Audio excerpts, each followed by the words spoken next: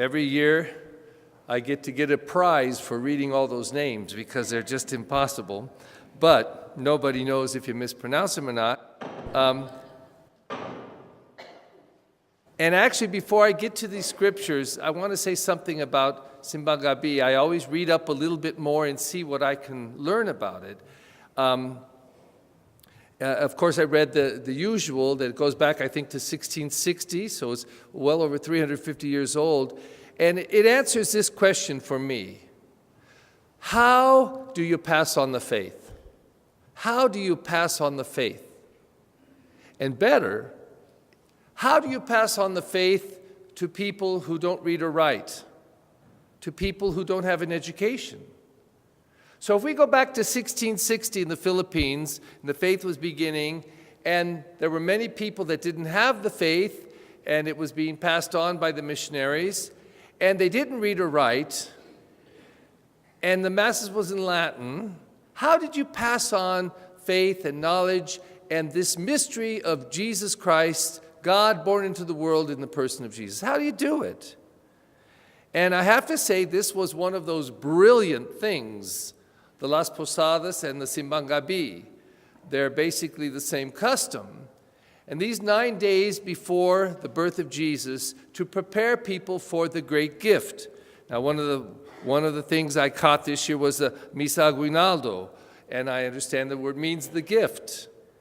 And this is the whole point, to tell people the great gift comes in 9 days. And even though they may have experienced Advent and the 4 weeks, and I don't know how long these candles go back, this custom, but especially for children, how do you pass on the faith? How do you pass on the excitement of who Jesus Christ is and that he was born into the world through Mary?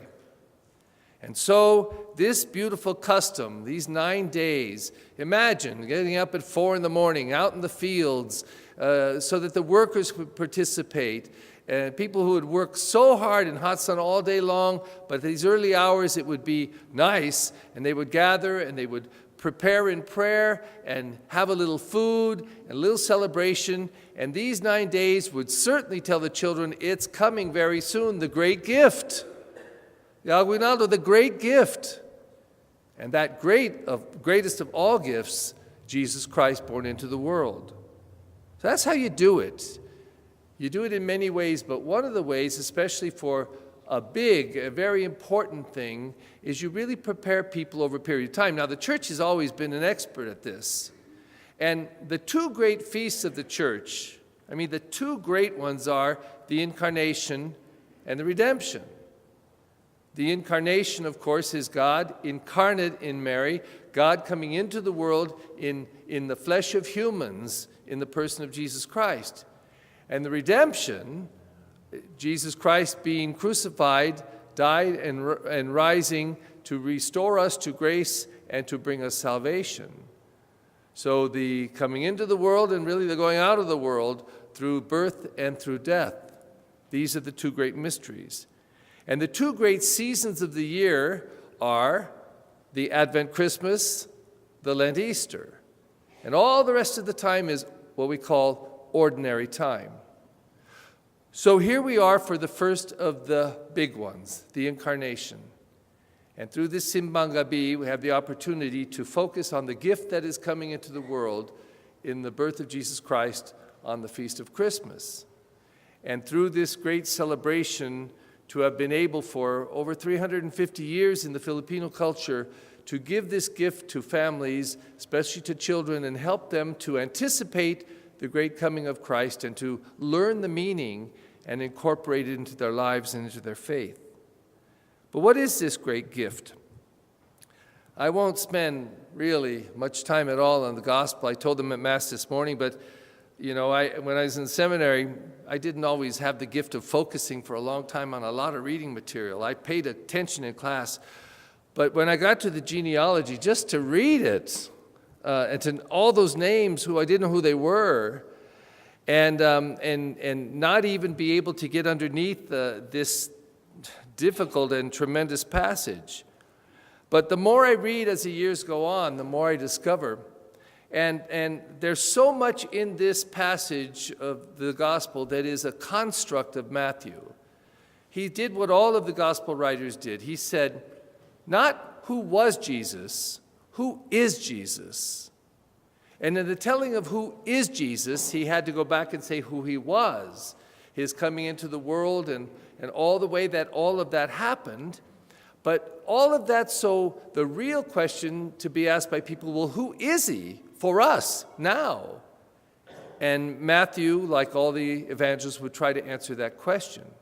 So when he writes this genealogy, he's the only one who does one like this. This is a gospel written to Jews. This is a typical Jewish beginning of anyone who was important or great to tell the genealogy.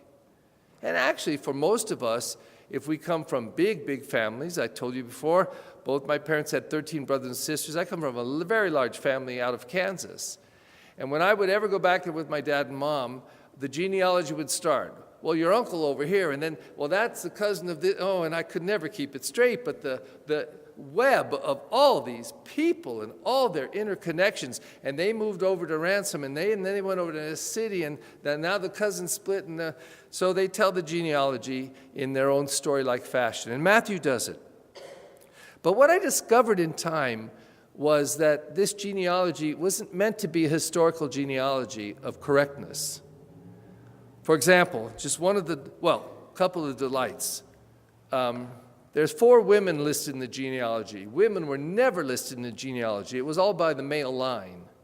So already any Jew hearing the genealogy would almost pass out when they get to these women's names. What? What's a woman's name doing in there? And then they were a little bit shady. They were Gentiles. They'd married into Jewish families. They were not the purity that you'd expect. And so the problematic names of these 4 women would already be announcing the problematic issues around Jesus, the one who was waited for generations, for the longest of time, who would end up on a cross. And Matthew introduces it even in this genealogy. But one of the fascinating things that I learned this year, because I paid attention to it, was this last few lines. It says this: the total number of generations from Abraham to David is 14 generations. From David to the Babylonian exile, 14 generations. From the Babylonian exile to the Christ, 14 generations. The only problem, it's not true. They weren't 14 generations 3 times. It's a device that Matthew used. Because the name David, when you apply the numbers in the alphabet to them, they come out to 14. And the Jews, all the biblical people loved numerology. They loved the numbers and what numbers meant. 3, 7, of course, the perfect number. 10, all these different numbers had significances. And any Jew would know with the name David and know the number 14 would be saying these 3 times David, David, David. And why so important? David, the great king of Israel, and Jesus coming directly from the Davidic line. But all of this passage, and we could spend 3 or 4 hours tonight and scratch at the surface.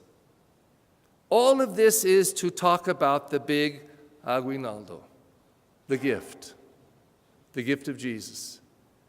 Because for us as Christian people, it's the most significant thing. We are Christians, followers of Jesus Christ. Christians. And we follow the one who was given to us as gift, who had been promised forever, come into the world and was recognized by some, but 2,000 years later is still recognized by us. And we prepare for these 9 days to get ready for the coming of the gift into our life. Now, the beauty of it all comes through liturgy, because liturgy uses song and silence and prayer and solemnity and intimacy and words and readings from God to speak to us. And it's all put together with great thoughtfulness to lead us to some place.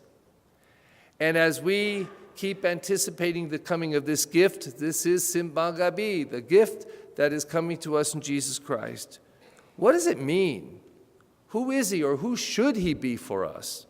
Well, For me, the psalm, and this is often the case, it's kind of like the little piece that pulls it all together. This is what we sang again and again. Justice shall flourish in his time, and fullness of peace forever. That was the promise when the Messiah would come, that it would reign in the kingdom of God, it would reign in a time of justice and peace. So Jesus Christ, the King of Peace, we say, the King of Peace has come 2,000 years ago. And surely you and I must say, after 2,000 years of celebrating birthday of Jesus Christ, and after more than 350 years of celebrating Simbang Gabi, we must be more a people of peace and justice. We must be. But when I look around the world, that's not what I see. We just finished the longest war. Well, we thought we finished the war in Afghanistan, and it's starting up in a new way now. We heard the awful news yesterday of 133 Pakistani children murdered in the school, and 144, if you count the adults, murdered for some political gain or statement. And when I look around in the world, read the paper every day, I don't read about a world that after 2,000 years of knowing Jesus Christ, and let's understand, let's say we're talking a third of the world as Christian, give or take. The Jews and the Muslims know just as much about peace and justice. It's in their Quran and in their Bible too. All of us as people of religion, and every religion that has any value in this world, certainly knows what justice and peace is about from their holy books. And yet, no matter how much we pray about it, reflect upon it, prepare through Simbang Gabis and Las Posadas, sometimes it seems we just don't seem to get it. So, tonight is a crucial night, if you ask me. This group of people from St. Bernard's and anyone visiting us, we are here to celebrate the great gift that is coming. Now, 8-9 days before, we're gathered in prayer to celebrate a very old tradition.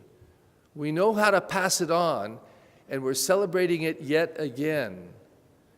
And what becomes crucial to me, to us, is that we really appreciate what we're saying and celebrating. We're saying that the greatest gift ever has been given and is given again as we come to celebrate the Feast of Christmas. And so the question is, will we get it? Will we unwrap this gift? When we do, will we see it and understand it for what it is? Will we really see Jesus Christ in his time, the one who truly means to bring justice and peace? And will we welcome that into our heart and soul? And if we do, then this Simbang Gabi, Las Posadas, and any other way of celebrating the coming of the Lord will have the meaning it should mean. It will be saying to each of us, welcome Christ the King of Peace. Bring him into your heart and soul so that you can spread him and give him to others.